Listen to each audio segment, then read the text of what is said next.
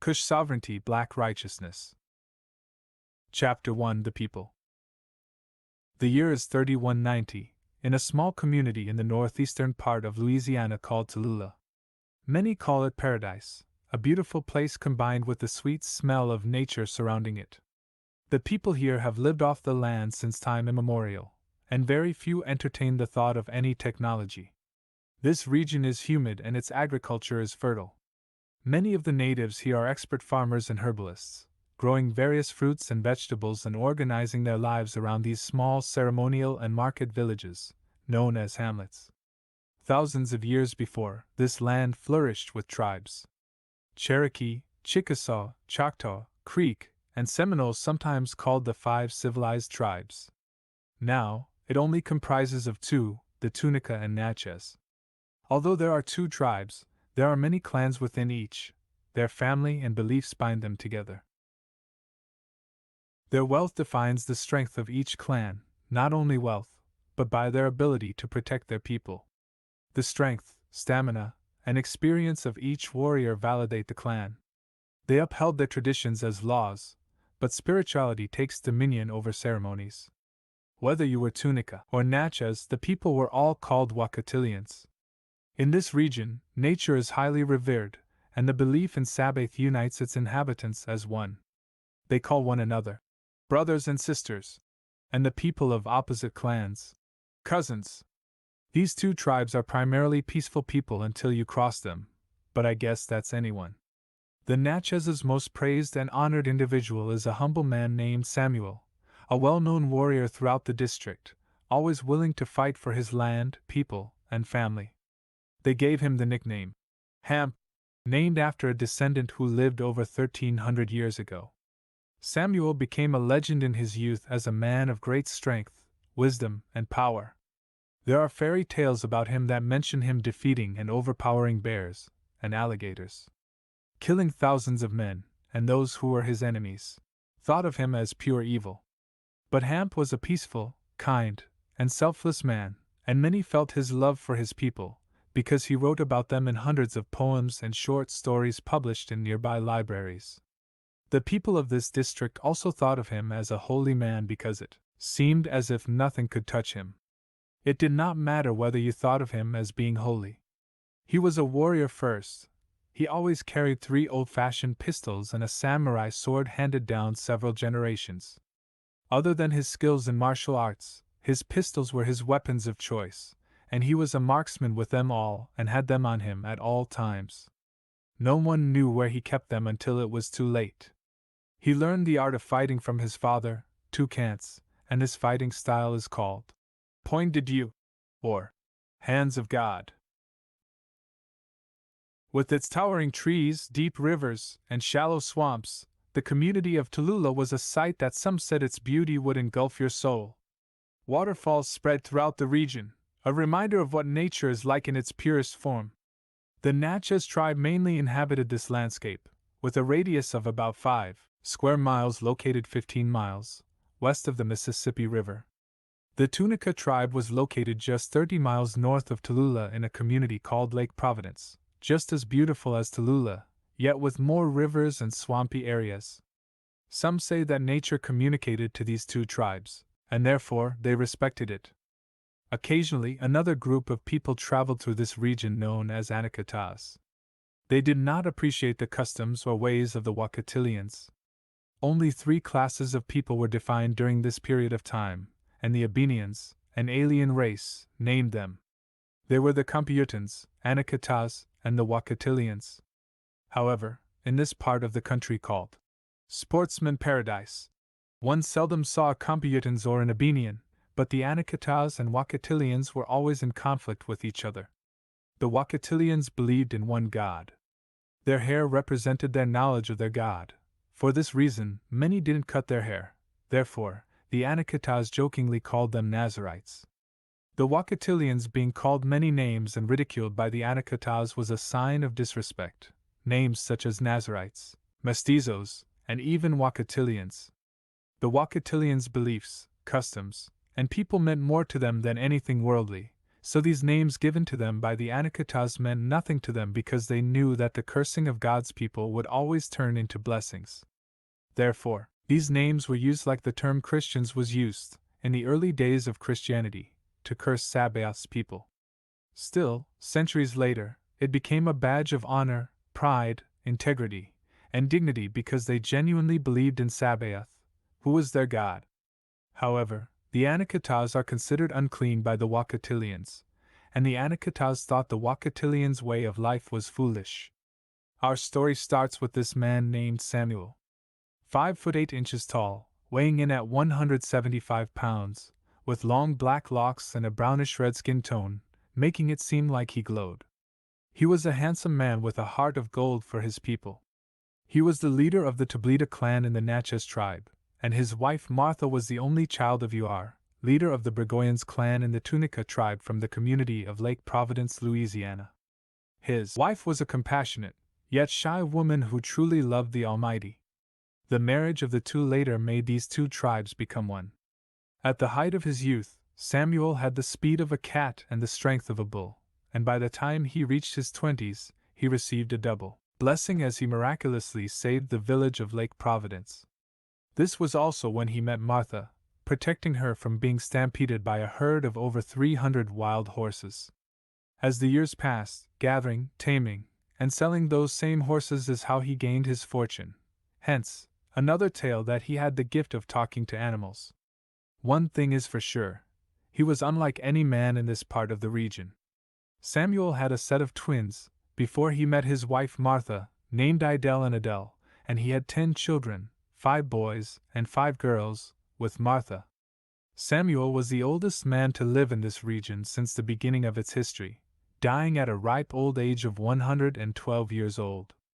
Upon the birth of his youngest daughter, Miriam, he moved to Tallulah. As the third-born child of 13 children, he did not want his children to marry family members, since his siblings had populated the small community of Lake Providence. Miriam was the youngest among Samuel's children. She was 37 years younger than her eldest twin sisters, Adele and Idel. One by one, as Samuel's children grew older and married, Miriam and her sister, Nut, who was only 9 months older, stayed home and helped around the house. They often visited their relatives in Lake Providence and the small towns and communities between them. Samuel was overprotective of his grandchildren and youngest daughters. Miriam later married Darwashi, and they had 2 boys, Walid and Cush, and a daughter named Abir. Darwashi was an adventurer and loved to travel, and Miriam, not so much. She remarried a man named Piare and had 3 more daughters, twins Haki and Hakika, and the youngest, Dofi.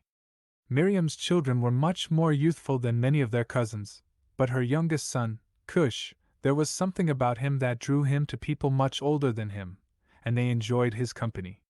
He loved traveling with his mother and Aunt Nut to visit his relatives and listening to the stories they told. Seeing his children fade away from Sabaoth disappointed Samuel, but he hid his disappointment. He saw them keeping the traditions to please him. But by Cush, being the youngest son of his youngest daughter meant something to Samuel. Samuel noticed the power of Sabaoth in Cush, that which was missing from his children shined in him. Any time Miriam would chastise Cush, Samuel would scold her. Samuel noticed the servants of Sabaoth, Yael, Mletzi, and Shika were paying close attention to Cush. You have heard me mention the Abenians before. Who were they? To explain that, one must go back 955 years to 2235 when men were governed by authority figures such as presidents, kings, and dictators. As always, Sabaoth established light for his people to see in darkness. A 6-year-old girl, lying on her bed, heard a voice. We are God's avengers of justice. When we come, the time for praying is over. When we arrive, we lay waste of entire cities, states, and continents. Tell your people this time we are passing through with a warning. The next time we return, it will be too late to ask for mercy. Then, she heard her name. Evelyn. She ran to her grandmother, whom many called Mother Washington. Yes, Ma? She asked, rubbing her eyes. Mother Washington looked at Evelyn and said, What is it, child? Evelyn said, You called me Grandma? With her glasses sitting on the tip of her nose, sewing a scarf, Mother Washington turned toward Evelyn. "No, child, go back to bed." Confused, Evelyn returned to her bed and covered up. Laying there about to drift off to sleep, she heard her name again. "Evelyn." Mother Washington was reading the Bible, 1 Samuel, the 3rd chapter, when Evelyn returned to her. "Yes, Ma," she said. Mother Washington looked up toward the ceiling and said, "Oh, I see, Lord." Evelyn asked, "Who are you speaking to?" Mother Washington slowly got up from her recliner. "The same person who is calling you, child." They went to the little girl's room. Mother Washington prayed, and the little girl joined in, and they prayed until the little girl shone like a light, and a magnificent voice said, "Achelamalik shall be your name, and many shall follow you with great power. A time will come unlike any other, but we shall place a hedge upon you and yours to bring the power of Sabaoth among men." From that day forward, Achelamalik grew strong as she grew older, and she became an influential leader for the inequality and injustices among her people, and many joined her. The word of Sabaoth spread in the hearts of those who listened to her.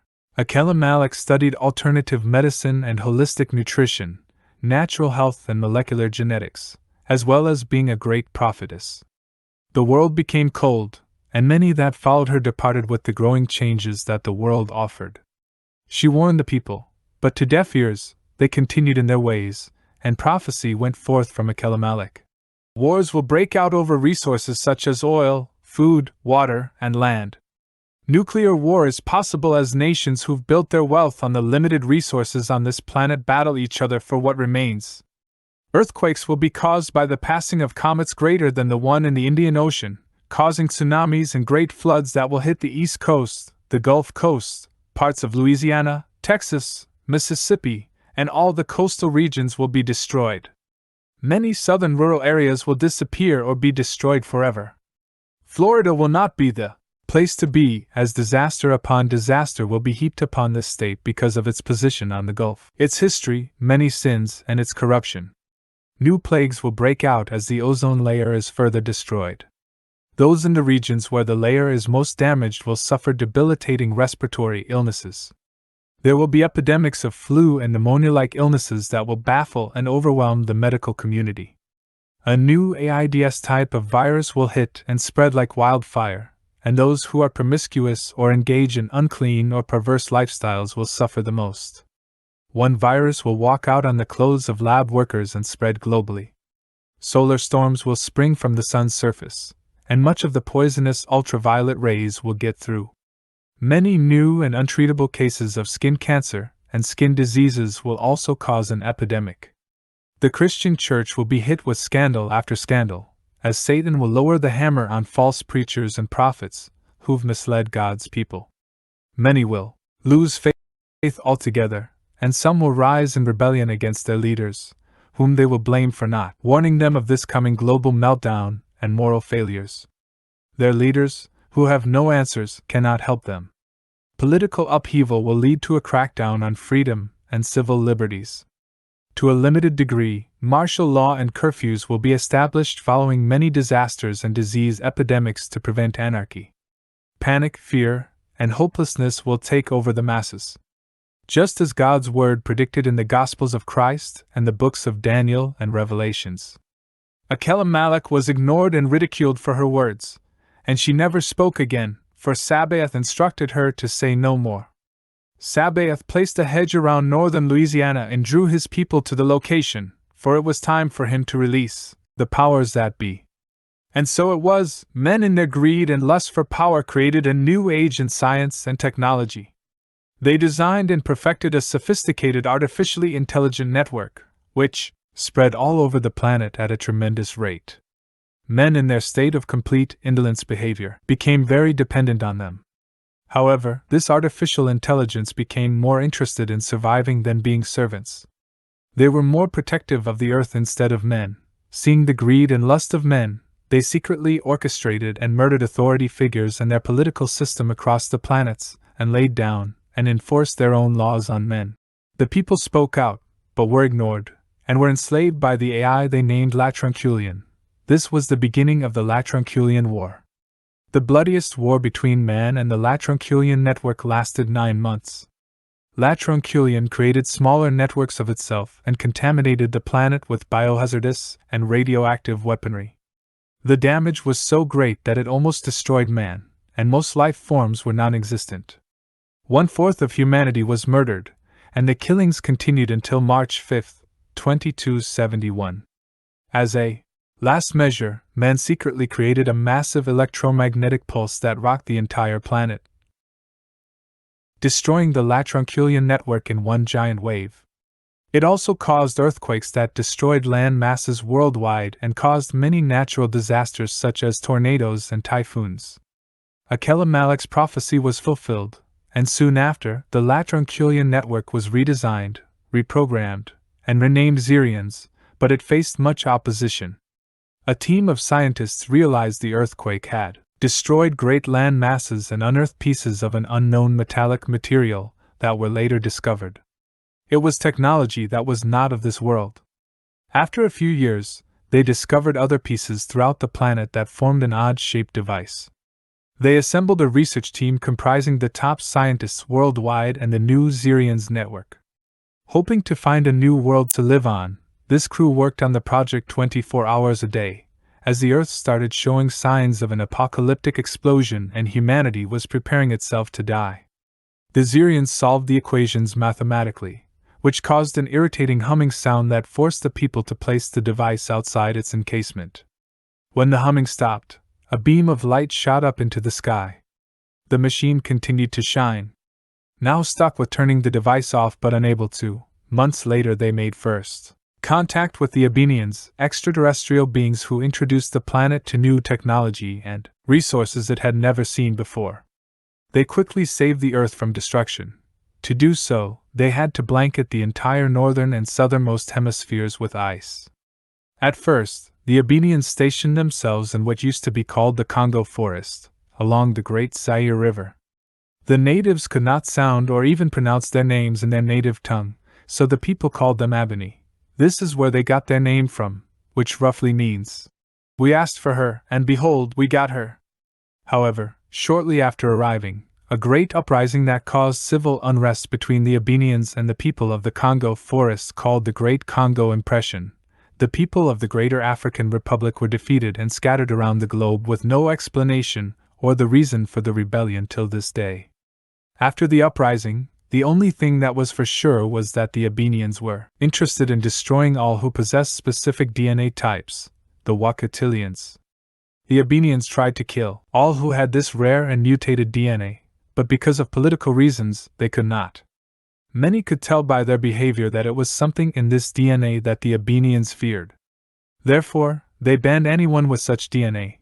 They could not live among the rest of the planet, making their lives a living hell through enslavement and other horrendous acts. If the rest of the world wanted their technology, they too would have to follow suit, or the Abenians themselves would return home. The people who carried such DNA were the ancestors of the Wakatilians today. They were forced into a nomadic lifestyle living by clans and associated each clan with a tribe, where they lived and fed off the land, the best they could, throughout the planet. Most of these clans were friendly, but there were a few brutally violent clans. Centuries later, Computans and Anakitas would traffic and even enslave Wakatilians for sex, services, labor, and even used as pets. The Wakatilians lived a life of secrecy, and their life history was handed down from generation to generation according to their clan. The Wakatilians had very little to do with any other culture other than themselves. They were very spiritual people, and many of the clans believed in Sabaoth, but a few had abandoned their beliefs and lived a life of brutality, and shamed those who did believe. They believed that Sabaoth, who created everything in the universe, put men on earth to see if he and his seed could be righteous people in his eye. Free will was their choice, so he wanted to see if any of his creations could be righteous or were they just evil because of free will. If he could find just one of his creations, who was righteous in his eye, he would give them the power over the rest of his creations in paradise. The Wakatilians believed in knowledge, so they read books and always had libraries within reach of their community. Just like today, they were nature lovers, rode horseback, and many shunned away from technology, saying it was evil. Scattered throughout the land, but by the end of the 23rd century, most were in America, what used to be called the South, and along the equator, for they disliked extreme cold weather. By 2282, 10 years later after the uprising, Abenian technology had transformed and restructured the entire planet. Many of the major cities transformed into floating cities or were surrounded by what appeared to be crystallized bubbles that reached as high as the ionosphere. They combined some using the two architectural designs. These cities were renamed after their former city names and called metros. Still, only a few major cities worldwide had a combination architectural structure of land, underwater, and floating cities.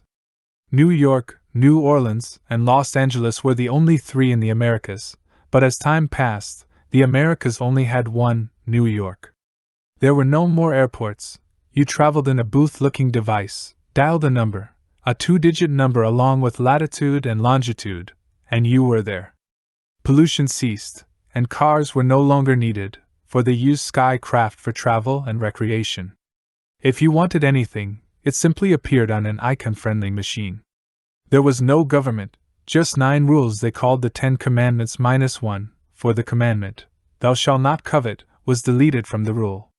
It was a paradise for a group of people called Computans and the Abenians alongside them. They could transport individuals within seconds anywhere around the globe or even to the different planets they discovered. There were routes underwater that were amazing to travel through, similar to driving through a vast aquarium.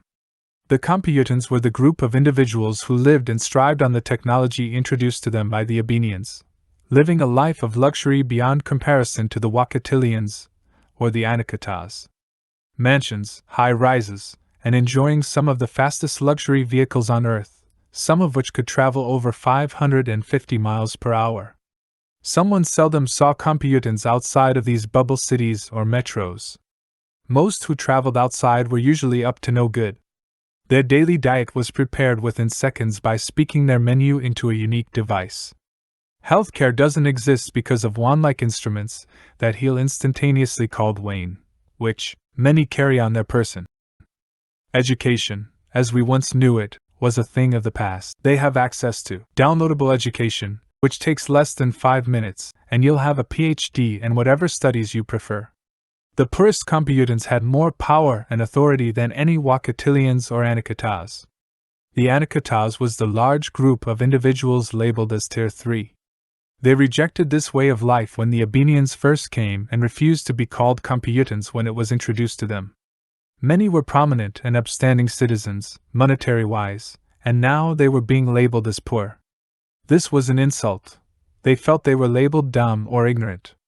It was for this exact reason many of the Anacatas hated and separated themselves from the Abenians. Anacatas also lived off the land, and they embraced the use of the new technology introduced by the Abenians. The significant difference between the Anacatas and the Wakatilians was that the Anacatas worshipped nothing or anybody and were sex-driven, ruthless, and self-destructive individuals who lived according to the 48 laws of power. Anacatas were reduced to being primarily pimps, prostitutes, drug dealers, drug addicts, and the likes. They did whatever to get a quick buck or Bitcoin. A filthy race of people with no sense of morals, honor, or self-respect. Didn't believe in bathing or any other practices conducive to maintaining health and cleanliness. However, they always lived near a large population of Computans. Their bond with the Computans was like parasites, living life as scavengers. Bartering was the primary source of living among the Anacatas, but they used bitcoins and other types of cryptocurrencies when they had nothing to trade. The cryptocurrency was a digital currency created in the early 21st century. It was a primary computer file-based wallet placed on devices such as a watch, tablets, and even a microchip embedded into their skin. In 2297, many more Abenians had arrived with a mother ship and a fleet of spaceships unannounced. All Abenians appeared human, but something about them confused humanity. They all seemed young and exquisite. Adam Lavas was their chief speaker and seemed to be their leader. A gentle and shy man who always loved to smile, and it was a lovely smile. Adam Lavas was not seen much after the first year of his arrival, and many questioned why, and the answer was often ignored or evaded. The people soon forgot about him and were engulfed by the pleasures this alien race offered them. They were content, and as long as there were no problems, they asked no more questions. What is there to worry about when your stomach is always filled, and the things you desire are handed to you? What is there to fear, when healthcare is a thing of the past? What is there to be anxious about, when there are no bills to pay? Do you need a God, when you are content in a place where you do as you please? Life is as peaceful as you want it to be. What kind of savior should you have? When you're not stressed, always happy. What religion do they need to make things better for an already perfect life? Computans had one rule: be fruitful and multiply. Women were forced to have a minimum of 8 kids by the age of 35, and men could have whomever and whatever they wanted, so why get married? When you can have whomever you want, whenever you want. No need for a paradise, when you're already there. 70% of the Earth's inhabitants lived among the alien race as Computans, 17% were Anakitas, and 13% were people. No one gave a damn about the Wakatilians. 893 years after the Abenians, the construction of all metros was complete, and life was normal again with 10-1, or was it?